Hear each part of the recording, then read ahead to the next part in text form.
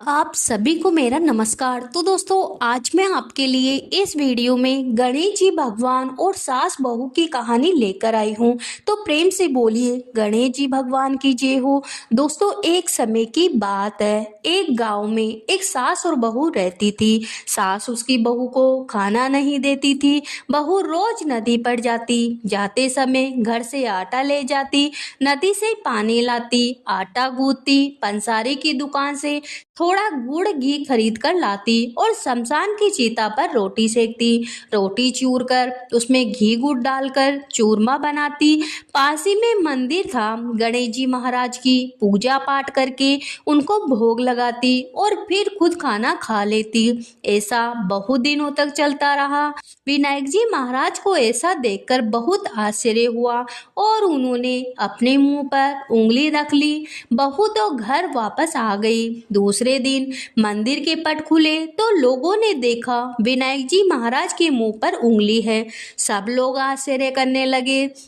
सब लोग मंदिर में जमा हो गए। वह कहने लगे कि जो कोई विनायक जी महाराज के मुंह से उंगली निकलवाएगा उसे इनाम दिया जाएगा। सभी ने अपनी अपनी कोशिश करी पर कोई फायदा नहीं हुआ। बहू ने अपनी सास से कहा कि मैं भी एक बार कोशिश करना चाहती हूँ। सास बोली, इतने बड़े बड़े कुछ नहीं कर सके तो तुम क्या कर लोगी।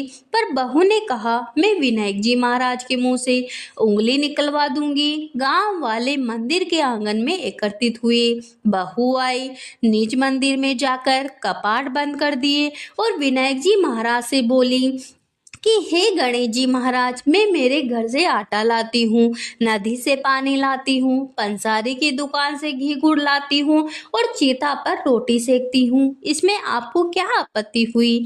आपको मुंह से उंगली हटानी पड़ेगी। विनायक जी महाराज ने सोचा, इसने पहले मुझे भोग लगाया, सच्चे मन से मुझे ध्याया, इसकी बात तो माननी ही पड़ेगी और उंगली हटा ली।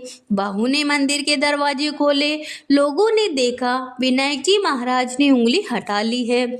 गांव वाले कहने लगे, बहू तू क्या जादू टोना करके आई है जिससे विनायक जी महाराज ने उंगली हटा ली। बहू ने कहा, मेरी सास मुझे भोजन नहीं देती, तब मैं घर से आटा, नदी से पानी और पंसारी की दुकान से घी गुड़ लाकर चिता पर उसे रोटी सेकती।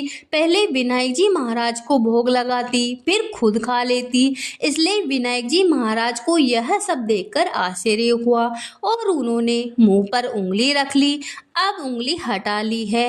हे गणेश जी महाराज, जैसा बहू से प्रसन्न होकर उसका मान बढ़ाया, वैसे सभी पे कृपा बनाए रखना। कहानी सुनने वाले, हुकारा भरने वाले सभी की मनोकामना पूरी करना, सभी पे अपना आशीर्वाद बनाए रखना। तो प्रेम से बोलिए गणेश जी महाराज की जय हो।